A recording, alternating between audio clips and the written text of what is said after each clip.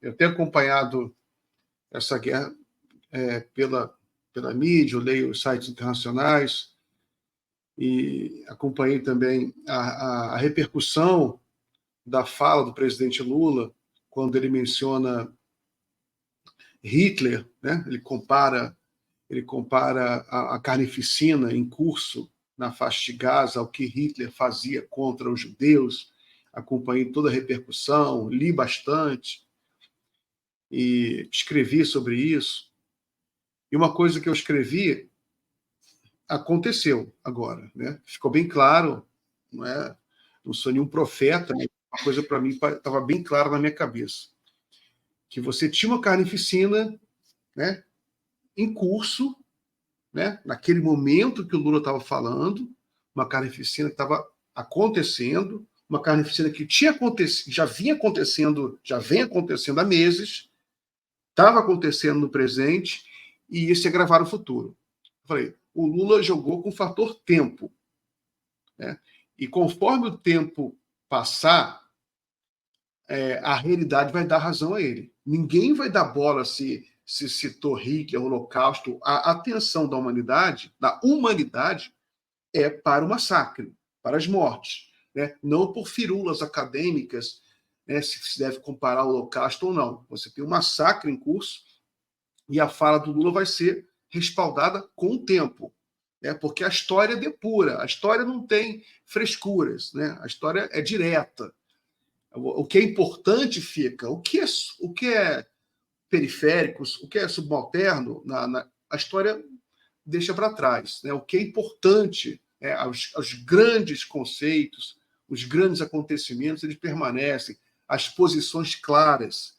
E o que fica para a história é a posição clara do presidente Lula, que ele é contra esse genocídio e que ele está fazendo o que ele pode para interromper esse massacre. E a única arma que o presidente Lula tem é a palavra. Ele tem o dom da palavra. Ele é um líder político democrático. Ele tem a palavra. E a única maneira de fazer diferença é tocar na ferida de Israel. E como ele vai fazer isso? Como é que ele vai chamar a atenção de Israel? Chamando a atenção no que dói em Israel. O que dói em Israel é o que eles passaram. Então não é porque ele, por exemplo, a reação do ministro de Relações Exteriores de Israel, dizendo que o Lula nega o Holocausto, aquilo foi de uma baixeza inominável. O Lula nunca negou o Holocausto. O Lula já foi no Museu do Holocausto, na Alemanha, em outros lugares. O Lula, eu lembro, até veio à tona, eu até republiquei o Lula uma vez, você tinha um presidente do Irã, Ahmadinejad, em que ele fez algumas falas meio negacionistas, né? Não sei se erraram um pouco na tradução, mas ele era meio sobre a questão do Holocausto. O Lula, ele deu entrevista dizendo que ele falou diretamente com a Ahmadinejad, não fale isso, não negue o Holocausto. Você vê até onde chegou a defesa do Lula pela gravidade do que foi o Holocausto judeu. Agora, o Lula é um cara sensível, né? Ele está vendo a fome em Gaza. E o Lula sempre fica muito tocado com a questão da fome, porque ele passou muita fome, ele já falou isso em milhares de entrevistas, né? E sempre que ele menciona a fome, ele chora muito, porque ele lembra do que ele passou, a dor, a humilhação que ele passou, né? Então, ele está tocado. Esse massacre em Gaza hoje, isso que eu queria falar, ele põe um ponto final nessa tentativa da mídia brasileira e do sionismo dentro do Brasil de inverter os valores, de tratar como grave uma questão retórica do presidente e não um massacre em Gaza. As atenções têm que se voltar para lá. Quando tem uma coisa dessa gravidade, não importa eventuais deslizes retóricos, isso não importa, nem acho que foi. O que importa é a gravidade. Isso é tão claro na minha cabeça, né? É tão claro. Você tem criança morrendo lá, você tem a fome. Como que você vai mensurar a dor? Né?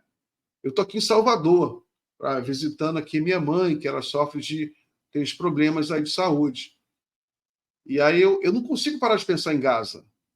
Eu não consigo parar de pensar que você tem muitas pessoas sofrendo dor, crianças mutiladas, queimadas, e você não tem tratamento médico. Quem vai mensurar a dor? As pessoas mensuram a morte. Né? O Ministério da Saúde da Palestina dá os dados sobre quantas pessoas morreram, mas quem vai dar os dados sobre as crianças sofrendo queimaduras e lá vivas, sofrendo com dor? Crianças, mulheres. A gente fala muito em crianças e mulheres, mas homens, pessoas, seres humanos, de todas as idades, sofrendo com dor. Um braço mutilado e não tem anestesia, não tem um remédio, um analgésico, não tem nada. Isso aí é inconcebível. E a fome dói, a fome enlouquece a pessoa. Você tem relatos das agências humanitárias que a ordem social está completamente colapsando, está colapsando na faixa de Gaza, porque como é que você vai manter a ordem social se uma sociedade inteira passando muita fome? Você não consegue pensar direito. Ver esse caso agora é isso. As pessoas foram para cima, porque o ser humano ele fica completamente animalizado num quadro de tanta fome. Então, eu acho que a questão aqui no Brasil também, porque os bolsonaristas foram com muita sede ao pote quando eles abraçaram essa causa de Israel, como a gente viu agora no 25 de fevereiro, todo mundo com bandeira de Israel, porque a interpretação que eles deram foi puramente partidária. O que vai passar para a história é que eles são simpatizantes de um genocídio, eles são simpatizantes dos opressores. No primeiro momento, você tem uma certa confusão na sociedade, até em função do papel vergonhoso da mídia brasileira, mas rapidamente a história vai esclarecer, vai deixar muito claro o papel que eles tiveram, os bolsonaristas, vai ficar manchado na história da direita brasileira, assim como ficou manchado o papel vergonhoso que eles tiveram na pandemia, de fazer campanha contra a vacina, fazer campanha contra as medidas de distanciamento social, campanha contra a ciência, agora vão ficar manchados pela leniência, pela cumplicidade, pelo apoio que eles estão dando a um governo genocida.